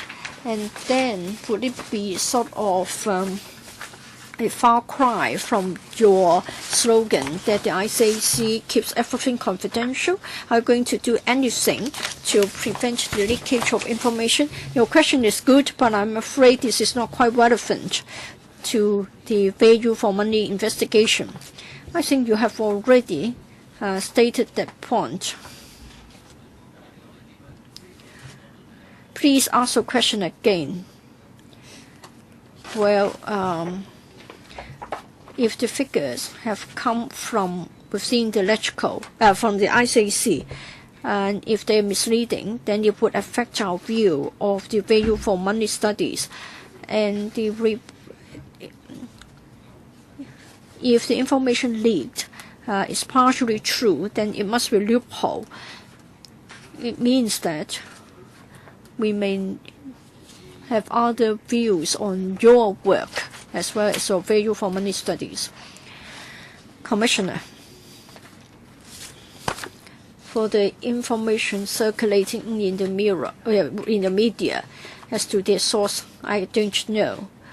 As to whether you could have come from within the ICAC, I dare not say that it isn't, and I dare not say that it is. I just can't rule out the possibility. Yes, we've been saying that we would like to uphold confidentiality. It is an important principle since our establishment in 1974. Well, the principle is that when we carry out our investigation, we must uphold strictest confidentiality to protect the complainant as well as the complainee. So that's where confidentiality should be upheld to the largest extent. Now, when we come to the questions of entertainment, presentation of gifts and souvenirs, of course, it is internal information, but I don't think it is part of the investigation of cases. ICC officers, like other public officers in the civil service, must observe the Official Secret Act ordinance for confidential information within the department. I think officers are duty-bound not to disclose it to others. Next, Mr. Raymond Wong. Before I let him ask questions, I would like to seek your agreement. We're supposed to end by 4:30. So, Mr. Pei, is it possible for you to stay until 5? Members, would it be fine? Can you stay until 5? If you can, then please go ahead with your questions.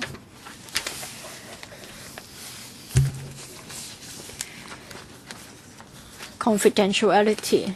But it doesn't cover the confidential information that you forward to us, so I can give it to the media, so it is problematic. Confidentiality is confined to investigation only. But we receive it on a confidential basis. I haven't disclosed it. Even for the information given recently. It will be disclosed. But we have also been observing confidentiality. It doesn't have to be minuted. I just like to rebut what has been said. Just now, some members asked questions about the relationship with the mainland. I think at the second last or third last meeting, that is when the former Commissioner Timothy Tong came, I've been pursuing this line of questions. So equally, you need to answer this question. Today, we're presented with paper Gen 18, and we understand that the Commission has to honor the pledge given under the UN Convention Against Corruption. Like in Annex 1, well, if you have to fully discharge or fully comply with the UNCAC, for the Commissioner act within the scope with the Commissioner acts within the scope of the duties of the Commissioner under Section 12 of the ICAO. And then if answer to A is in the positive, what's the relevant provisions of Section 12? Mr. Tong referred to Section 12E, but I don't actually think that 12E can reflect the point. You said that you liaise with the mainland authorities for the purpose of anti-corruption and for the purpose of exchanging information. I'm afraid this may not be in line with Section 12, as well as the ICAC's duty under the UNCAC. Our sovereign state has ratified the UNCAC, and so we have the duty to comply with it fully. In this reply, you have made a number of points. We have got 2 pages here. And then you have also reproduced the titles of chapters 1 to 8 of UNCAC enacted in 2003. You also talked about international cooperation in a subsequent paragraph. It's got nothing to do with us here because we're interested in your liaison with the mainland. And for Section 12, it says that you want to better perform the statutory functions under Section 12 of the ICAO. The ICAC must, in accordance with the contents and principles of the UNCAC, collaborate with other jurisdictions under the principle of mutual assistance. I'm afraid it is not directly related to our question. So I'd like to ask again, under this convention, last time Mr. Tong mentioned Section 12. So I'd like to ask the incumbent commissioner, is it Section 12E? Do you have the ICAC ordinance? Yes, you do have it. We're talking about 12E. That is set out in the note 1 of Gen 18. Just put on your glasses, you'll be able to read the fine print. Mr. Pei. In Annex 1, page 1 of Gen 18, we've explained. In short, The UN Convention Against Corruption, from Chapter 1 to Chapter 8, we've set them out. Basically, this is very close to our three-pronged approach of law enforcement, prevention, and education and publicity. So the UN Convention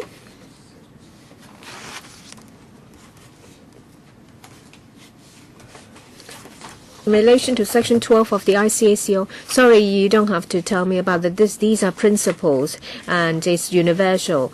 What I want you to answer me on is contact with mainland authorities. According to the former commissioner, is a 12E, Section 12E. So answer me, is it 12E? Don't talk to me about principles, about prevention, education, law enforcement. It's universal all over the world. Please answer the question.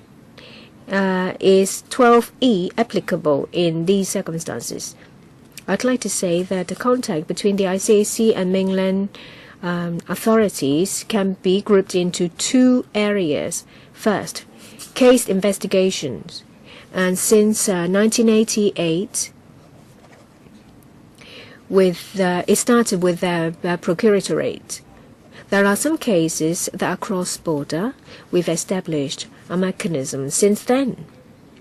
Later, in 2006 of the UN Convention, after mainland China rectified,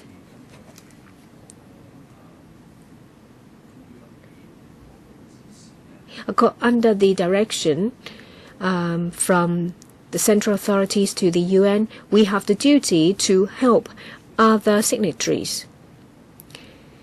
We are the representative of Hong Kong. In previous information papers, we've mentioned about such record on the website of the UN about relationship with the mainland. First of all is the case investigation, and the other one, well, after China became a signatory and the convention was extended to Hong Kong, we have to discharge duties under the convention. Since we are not a signatory, we are under China. We are under China's delegation. That means when China attends a UN meeting, we will be part of the delegation. So in relation to departments, mainland departments in this regard, of course there will be discussions. I think the question was 12E, whether 12E is applicable to what you've just said. Yes, we fully understand what you've explained. We have a detailed answer in Gen 18. And please answer whether 12E is applicable. We're just asking you to confirm. The question itself is very simple. I personally will not just talk about 12E. So for you, the scope will be bigger. Mr. Wong.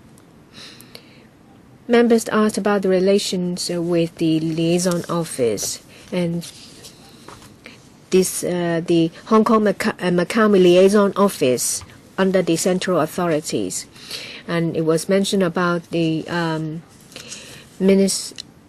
is a section representing the Ministry of Supervision. Is that the case?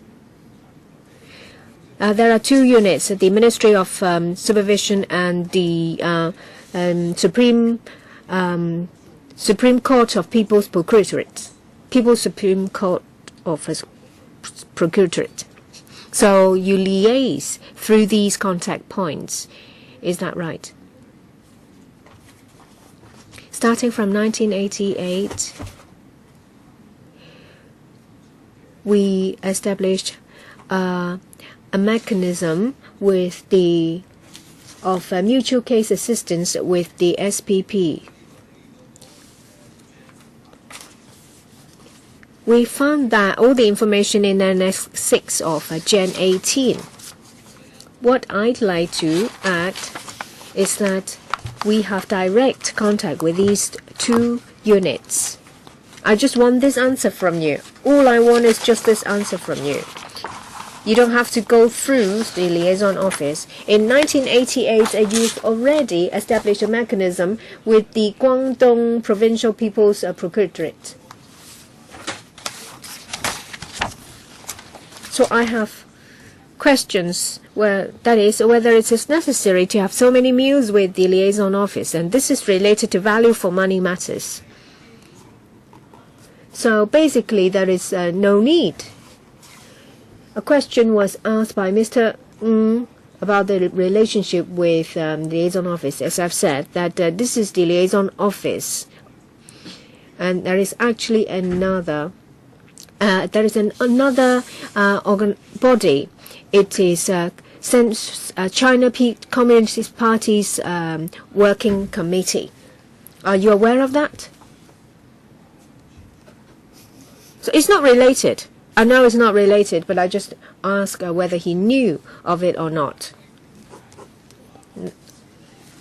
So we've read from newspaper reports, and we wonder why the former commission will have to have so many contacts with the liaison office and attended so many meals. Can you answer? I remember one time you answer the reporters.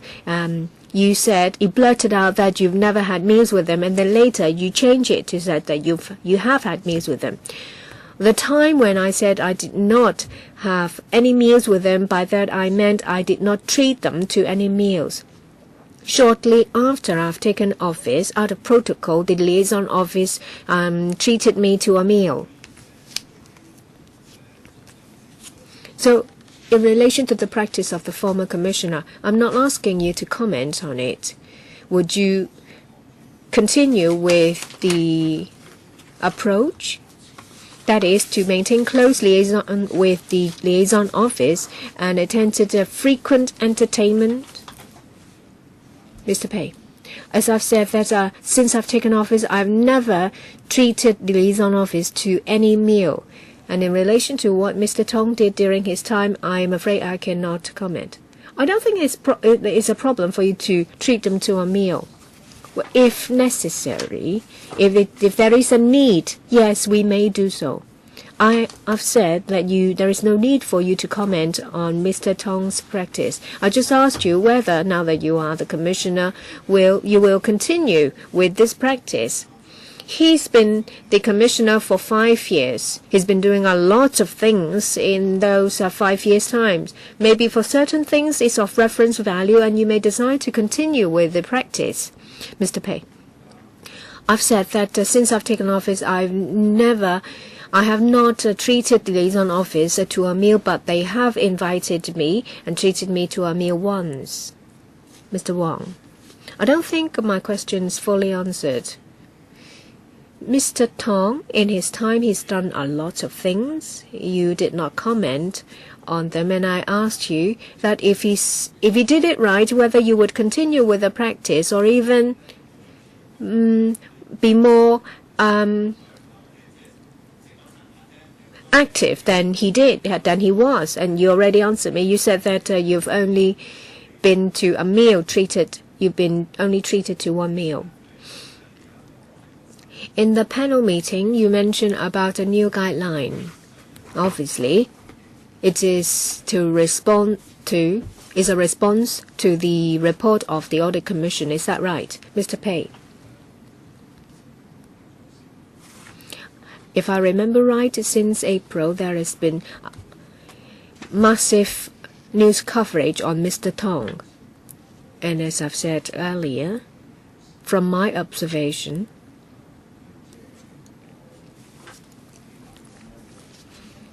well, at least when I was asked whether there was a culture of drinking, I said that there was no such culture.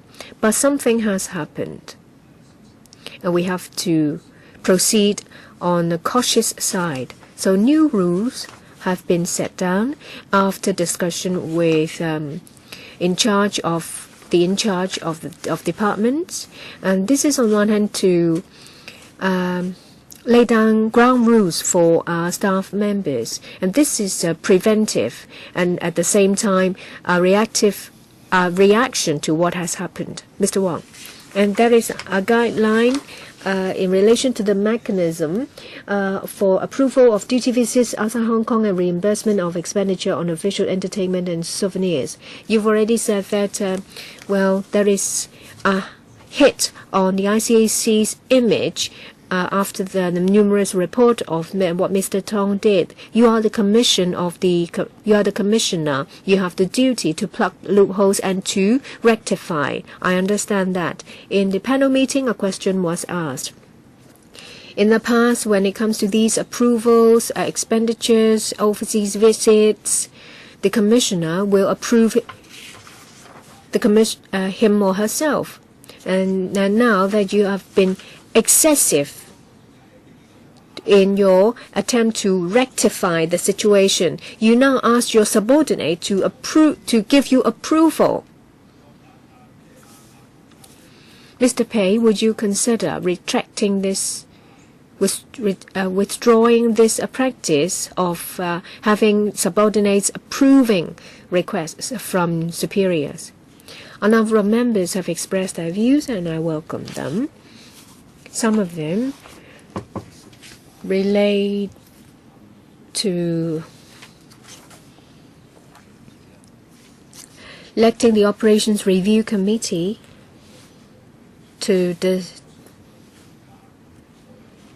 decide on overseas visits, entertainment for the committee for vetting. I will raise it with the committee, and if members think that it is unsatisfactory to have subordinates giving approvals, well, I admit that this is not satisfactory, but this is all I can do as far as practicable. And I will reflect members' view to the Operations Review Committee. The CE set up a review committee. I will also consider whether to leave it for the review committee to consider that. You mentioned about the Operations Review Committee.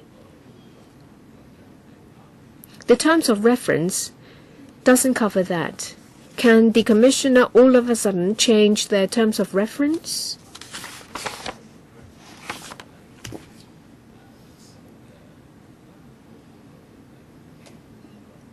This is not the terms of reference of the operations.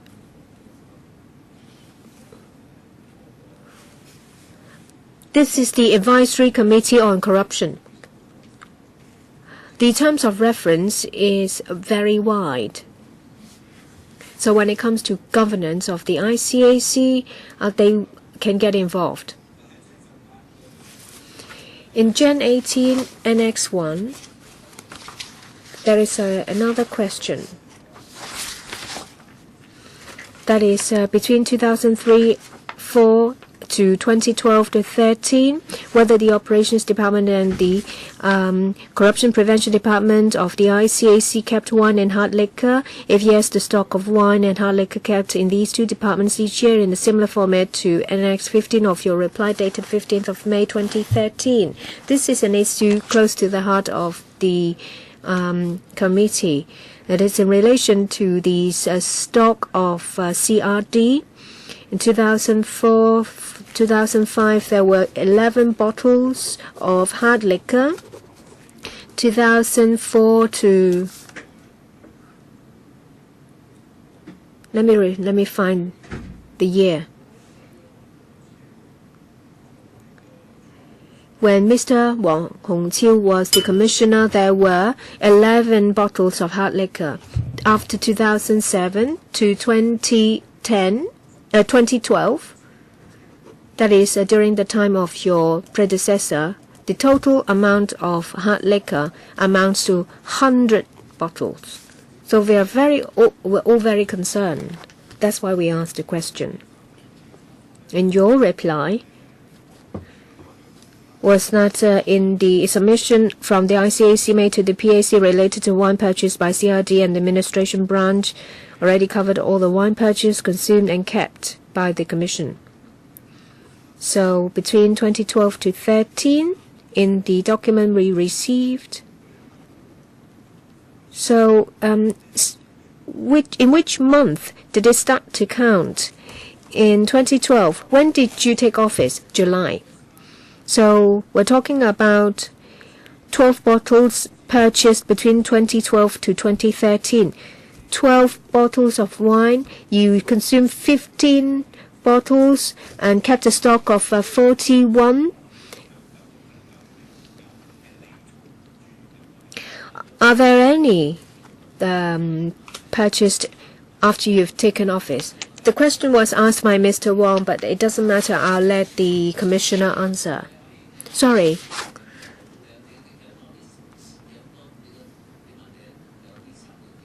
There is new information in your question. It's very simple. My question is whether you will buy hard liquor in the future. I'd like to add that since I've taken office, I've never purchased or planned to purchase any hard liquor. When it comes to those in stock, as I've said that after all the investigations and hearings have been completed, I plan to hand them all to the Government Logistics Department. I thank the Commissioner for the answer.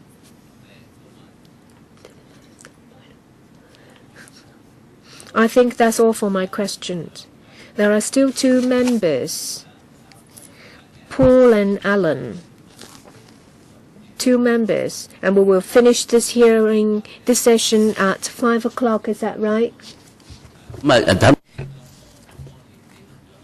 Paul? Thank you, Mr. Chairman. Just now we talked about the UN Convention Against Corruption, and then there was the need to make changes of the strategy and action. So Jan 16, Annex 4. While you are flipping through the pages, if I may start with my question. Now, as a result of the convention, the question was, if the convention applies to Hong Kong, it is necessary for the administration to make any legislative amendments to the ICACO.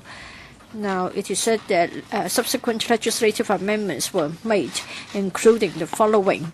That is the Organized and Serious Crimes Ordinance, CAP 455, Fugitive Offenders Ordinance 503, and then Mutual Legal Assistance in Criminal Matters Ordinance, CAP 525. So did you see the three pieces ordinance? Now, for the Commissioner of the ICAC, we have already discussed the duties and functions is in CAP 204. And then items G and H are relevant to the CRD. That's beyond doubt. I want to know if the Commissioner himself has ever considered the need to make appropriate amendments to the ICACO itself. Commissioner, I've made inquiries with my colleagues in relation to this aspect. My understanding is when the Central People's Government raised the matter with the SARG, namely extending the UNCAC to Hong Kong, the views of the Hong Kong government was sought, and then the Hong Kong government gave agreement in order to implement the convention. I think my understanding is we were supposed to examine all the relevant laws, and then the recommendation was to amend the three pieces of legislation. In other words, the Commissioner's reply is that for the functions of the Commissioner under CAP 204, there is no need to make amendments. They are already proper, right? Commissioner, I need to consult my colleagues. At the time, I wasn't responsible. I don't know whether they took the initiative to suggest that the ICACO itself should be amended accordingly. I only know that for 3 pieces of legislation, there were amendments to them. Paul, we asked this question, probably you gave an explanation already. For the advisory committee, I understand that it was agreed that there should be strategic arrangements concerning the relationship with the mainland. But then you haven't thought about making amendments to the functions of the Commission in the ICACO. Well, my understanding is that for the UNCAC, for it to be applicable to the Hong Kong SAR, I understand that certain work arose out of that. As to whether it should be regarded as relationship with the mainland, I have some doubt. My understanding is that for the UNCAC, under it, the role of the ICAC of Hong Kong is such that we have to cooperate with other state parties, signatories. Therefore, international cooperation is very important. The information I've already given in Jan 18. So international cooperation is necessary. And in particular, for developing countries, we're supposed to provide assistance. Internationally speaking, the ICAC from Hong Kong commands a prominent position. So we have been there has been a lot of expectation from us. We have been expected to give assistance to the developing countries in particular. So that's our role. Now, Mr. Pei, you are very experienced civil servant. You used to head a disciplinary service. Even if we have an international covenant, we need local legislation to make sure that we have the statutory support to carry out the work. Mr. Pei. Yes, I've noted that in the past, for certain conventions of the UN, when implemented in Hong Kong, do require some amendments to local legislation or the enactment of a piece of domestic legislation. On this occasion, the ICACO itself was not amended. I promised to go back to check whether at that time there was such a recommendation from the Commission and what recommendations were made. Thank you, Commissioner Paul. If I may follow up on your question first, let me explain. Just now, Mr. Wong asked a question and Mr. Pei also answered. You said that's not in relation to Section 12E. I want to know whether you can identify which provision would cover your work with the mainland. Paul followed this up because it brings out the entire issue. That is, your functions, your powers are under Section 12. Now, when you examine Section 12 from A to H, we just do not see anything related to that. And that's why we have been trying to pursue this line of the question. So can you explain this part so that others can understand better? For your powers and functions, they require a statutory provision. I think it's a matter of good governance from the perspective of value for money. So we want to know about the source, the origin. If you can't answer the question on the spot, can you not sort of go back to find the information? I think to be fair to the Commissioner, I think it's better for him to answer the question next time. Let me switch to something else. On the 6th of May, the Commissioner has issued a new set of guidelines. Mr. Wong also referred to this. I'm sure the Commissioner himself knows full well the guidelines. If necessary, I can show it to him. Basically, there are 3 main points, and they're very clear. First of all, visits outside Hong Kong. First of all, it has to be absolutely necessary, or this is for the purpose of meeting the missions. And then the number of persons going should be as small as possible, and then the duration should be as short as possible, and you should only be covering the part of the programs or sessions pertaining to the official purposes of the visit. We tried to ask this question. Perhaps the head of the CRD can also assist in answering the question. During the era of Mr. Tong, Timothy Tong, well, first of all, it appears that when Mr. Tong was in office, the number of trips that he made, in particular for the expenditure incurred, I think it was said that it's 3 times the expenditure incurred by other former commissioners. So, Mr. Pei, Commissioner, according to your latest guidelines, would you say that what he did was unacceptable? Commissioner, it is difficult for me to answer this question because I don't know the background of each and every trip made by Mr. Tong and the necessity. So I don't think I can comment on this. This is understood. And then if you also think it's difficult to answer, please say so. But my question is, for the 34 trips outside Hong Kong made by Mr. Tong, 24 of the trips had the presence of the head of the CRD. Of course, you would say that you won't comment on it. But according to your latest guidelines, if we adopt that as the criteria, would you say that is problematic? Commissioner, if I may say this, for our Hong Kong Mainland Liaison Office, it is under the CRD.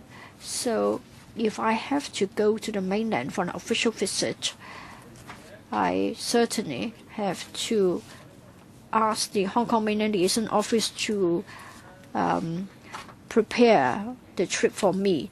And then the CRD's liaison office has to provide a lot of assistance on the spot.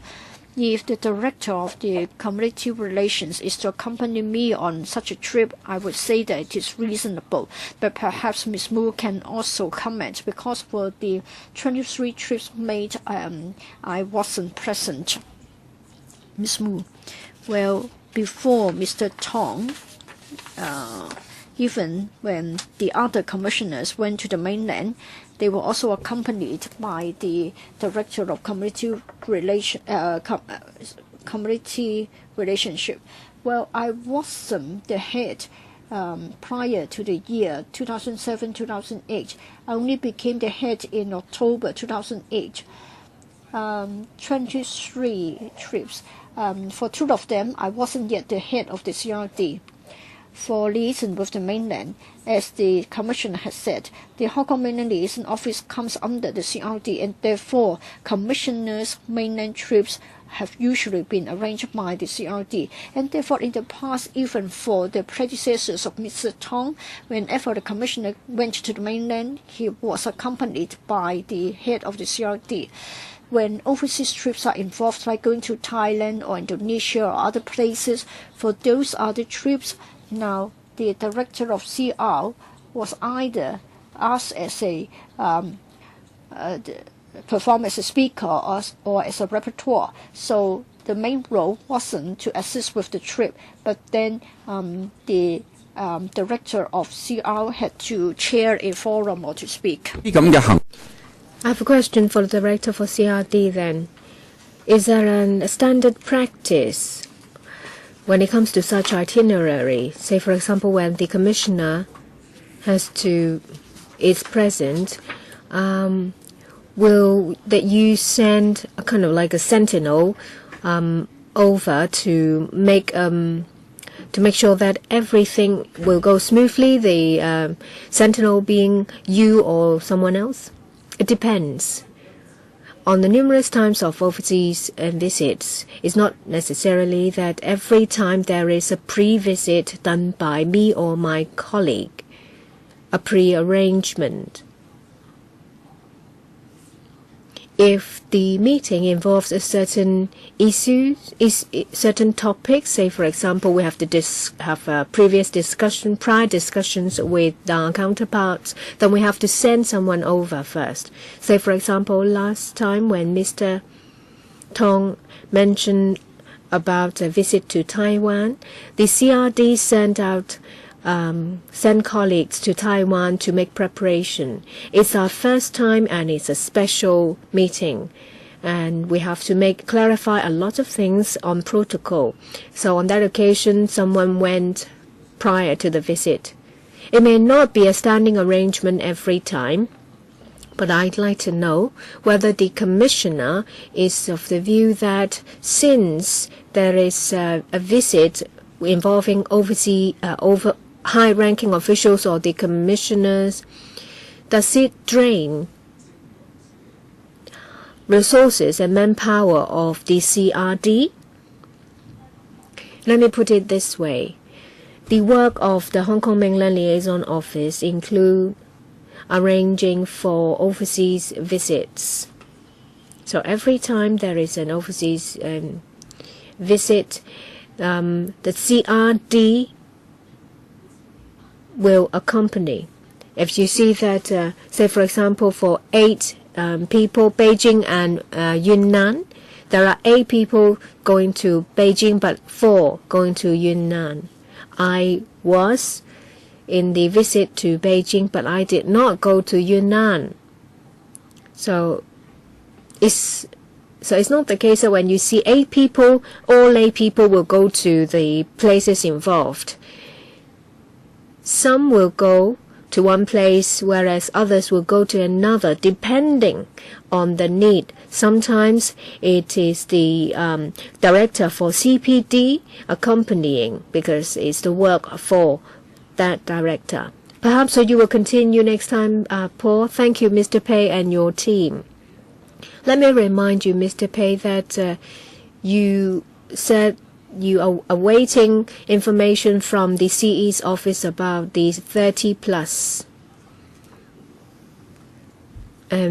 visits. And you've also promised to give us some information. So please supply them to us. We will invite you to come to another meeting. Thank you, Audit as well. Director of Audit. 500